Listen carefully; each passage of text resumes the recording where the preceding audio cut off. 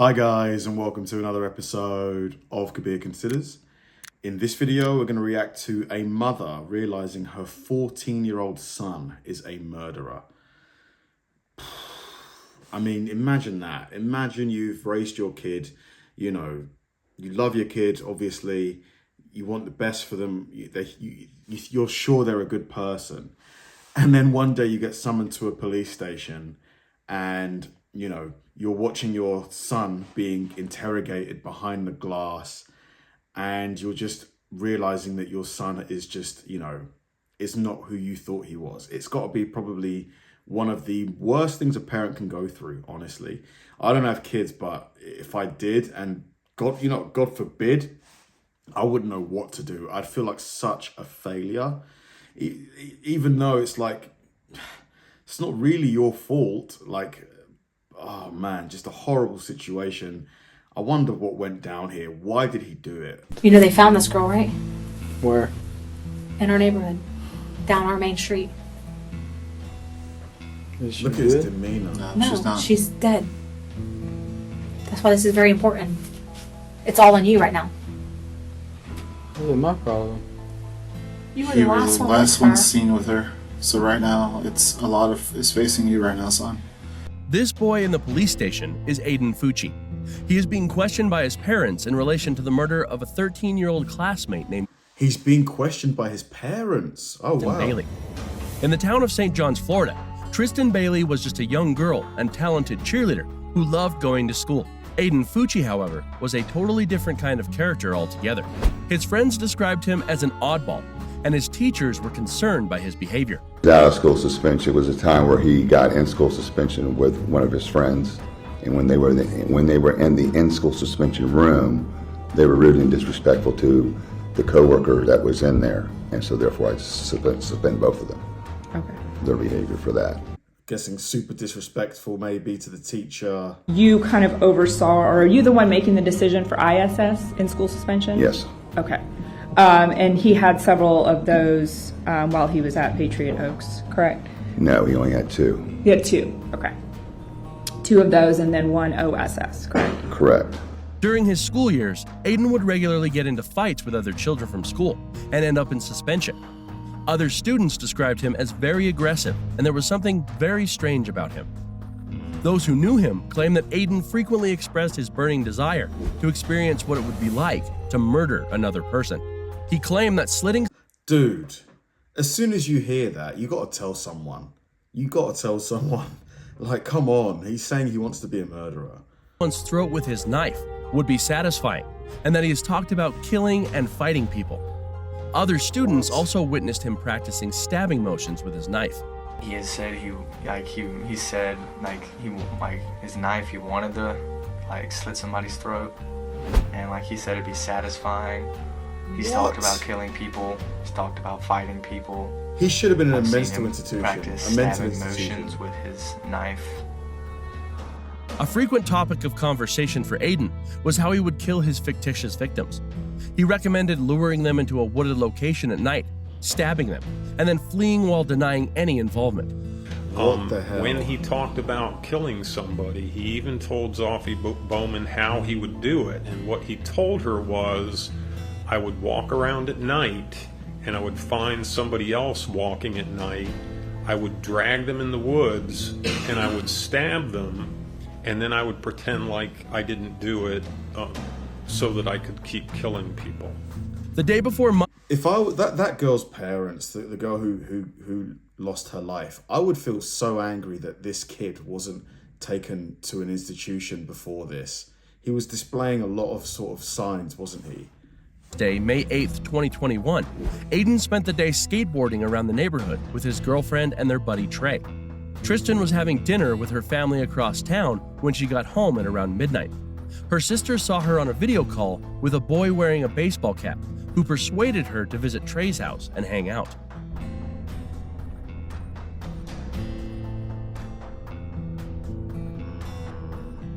Tristan and Aiden departed Trey's home after spending an hour together.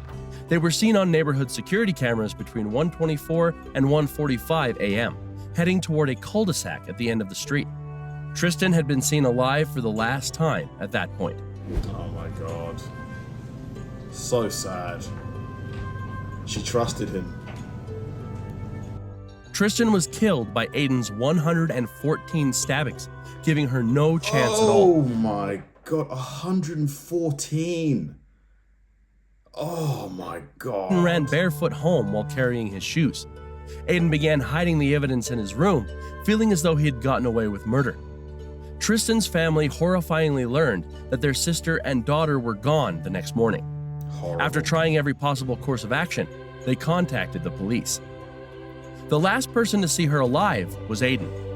Aiden's confession to the police did not inspire faith. His estimated travel time didn't match up. It should have taken him no more than 30 minutes to walk home. He alleged that Tristan had been spending time with a drug dealer in his 20s. Afterwards, officials got an email with an attachment that was a Snapchat screenshot taken in the rear of the patrol car, which supported an allegation that nobody else had refuted. "Hey folks, has anybody seen Tristan lately?" read the wording banner that Aiden added to his selfie of a peace sign. Aiden was the only person who knew what had transpired, as his peers pointed out in his response. He explicitly implied that his victim was still alive and What do you think is wrong with him? Was he born with something in his head? Like, or is it like something to do with how he was raised, maybe? Like, what makes people killers? the entire saga. Thus, his sociopath smugness didn't stop with just one post. We're having fun in a f***ing cop car. Yep. Tristan. What's up, guys? Tristan, if you f***ing walk out the damn... When you see this in a month... Tristan's bloodied corpse was found in the woods by a runner before authorities could get a hold of Aiden's cell phone. Within 1 hour, officers issued a search warrant for Aiden and arrested him, leaving his parents in a room with him.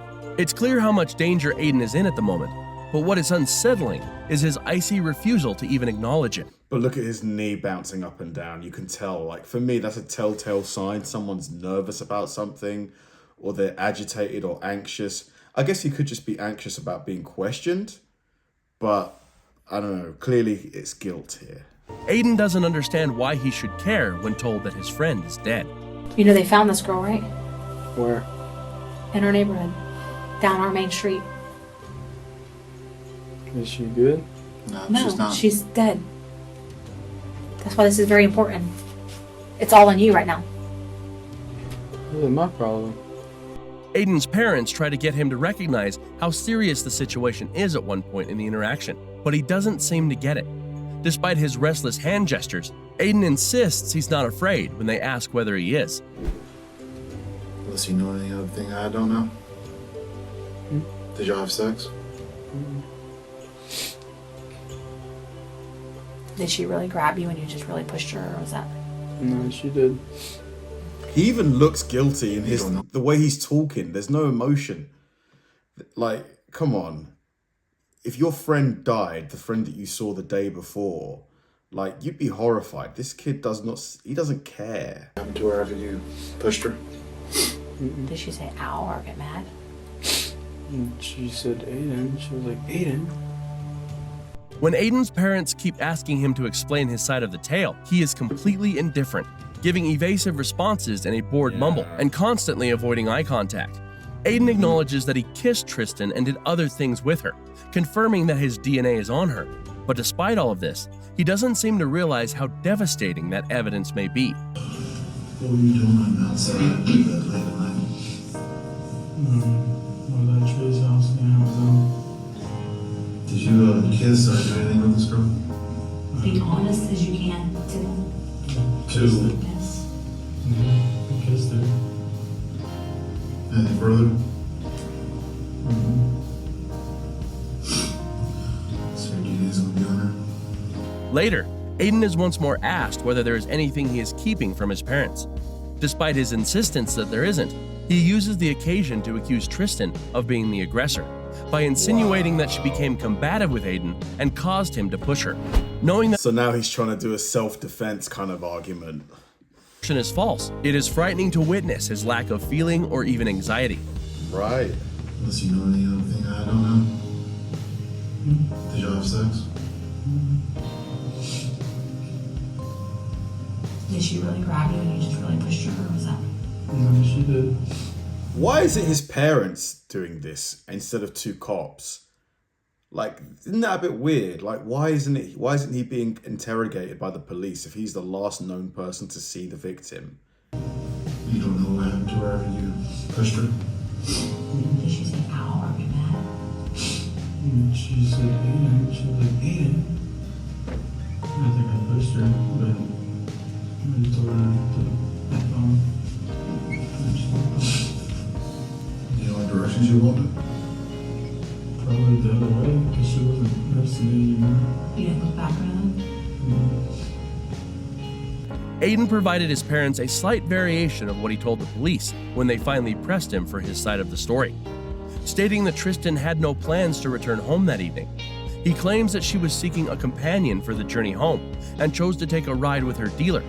But his body language is anything but believable, as he again mumbles the information out in a very indifferent manner.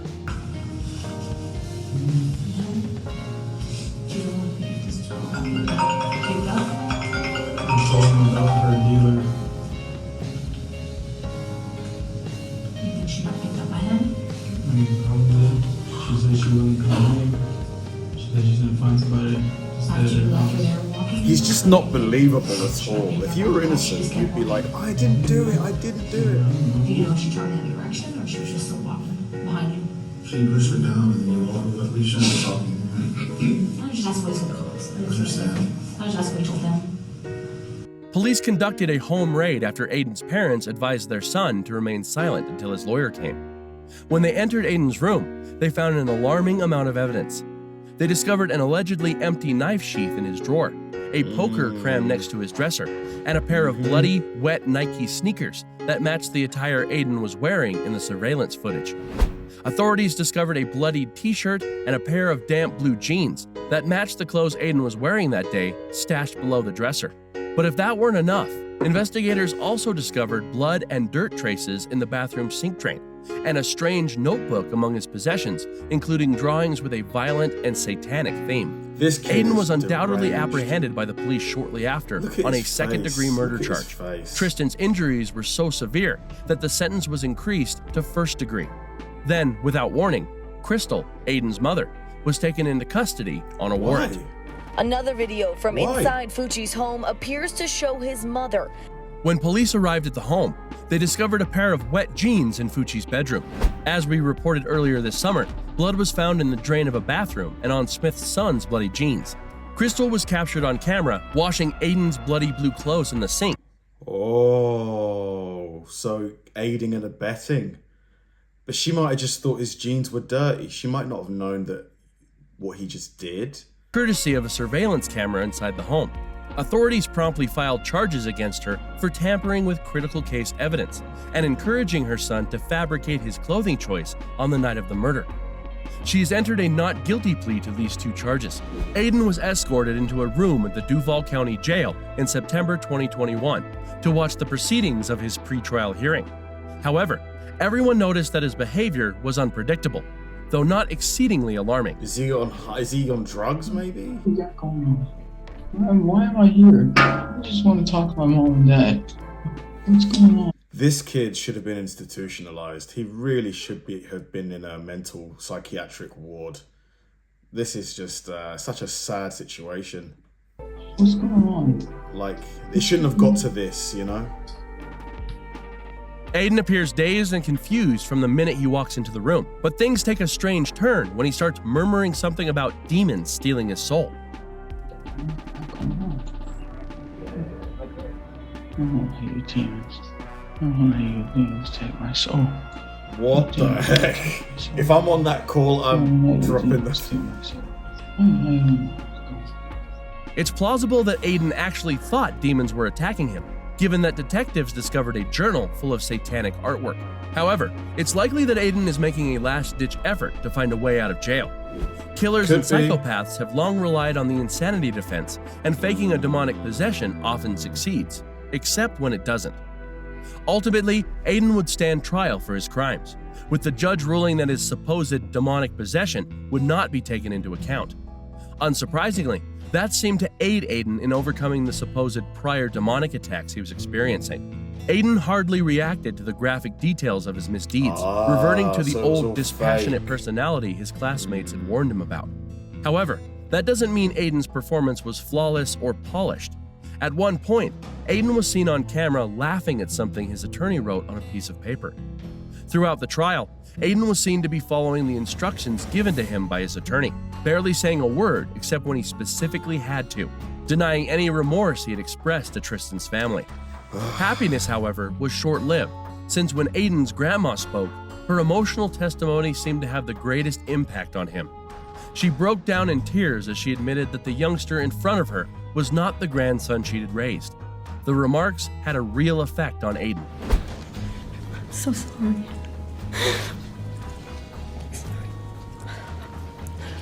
I just don't need my moment, right?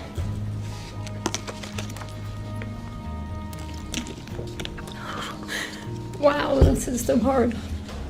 Aiden was only ever shown to have real, unfeigned emotion in this one incident throughout the entire trial.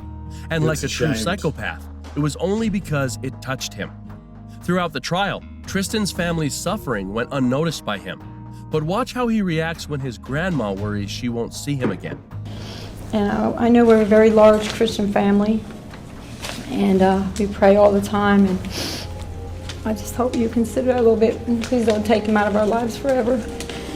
I know that I've died and not be able to spend time with him sometime before I go. Aiden might have finally understood the magnitude of the repercussions of his actions at this very... I don't know, man. It could all be a performance, you know? This could all be a performance from him. You just don't know. But it seemed to pass fast. In the end, the judge sentenced Aiden to life in prison for his crime, which lacked any justification and was committed only for the purpose of harming another person. Unsurprisingly, Aiden didn't appear to be at all surprised by this information. Mr. Fucci, having entered a plea of guilty to the crime of first-degree murder, I adjudicate you guilty of the premeditated first-degree murder of Tristan Bailey. I sentence you to life in prison. Because of your age, you are eligible for review of the sentence in 25 years. Despite his several public apologies to Tristan's family during the trial and after, Aiden doesn't appear to understand what the sentence means to him, which suggests that it probably means nothing to him, because he always said he wanted to experience what it would be like to kill, and he did.